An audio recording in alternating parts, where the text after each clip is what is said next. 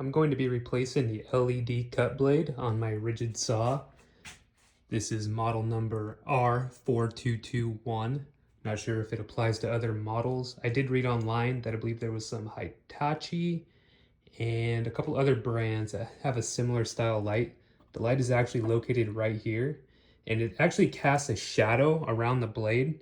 So when you turn it on, up here's the toggle switch, it's supposed to light up. As you can see, it burned out over time. Clearly we've left it on, even though it's an LED light.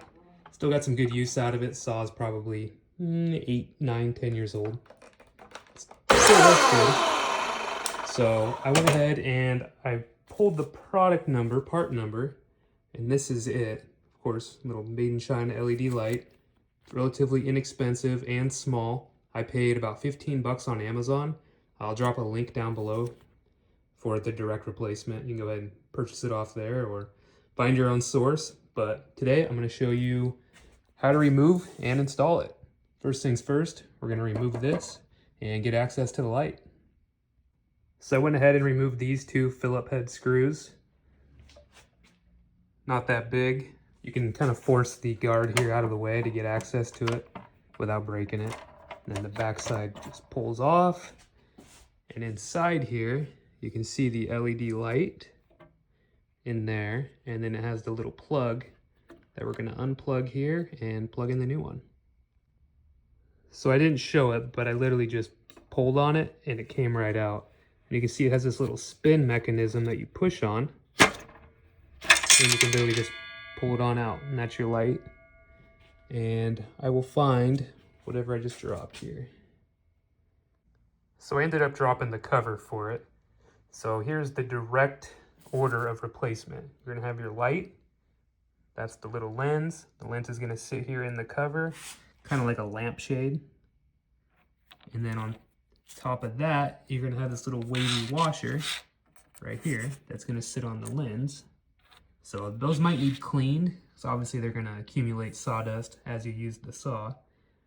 That, like that. And I should have prefaced this video and started off by saying, anytime you're working near the blade or any saw in general as far as maintenance, make sure you unplug it. Might be a no-brainer, but you know, just an extra safety precaution is a good thing to have. So let's go ahead and get this installed. So I went ahead and actually removed the guard. I had a little bit of difficulty installing it. The black little washer that I showed you, it kind of acts as a compression washer to hold it into place.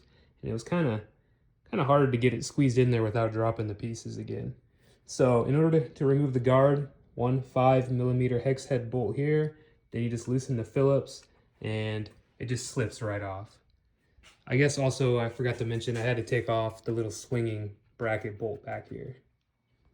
Otherwise, don't forget to plug it in, tuck it in its little groove here. If you can see it, there's a small cutout for the wire, and we'll put it back together. Okay, got it all back together. Went ahead and plugged it in because, you know, safety. Let's go ahead and flip the switch on top here.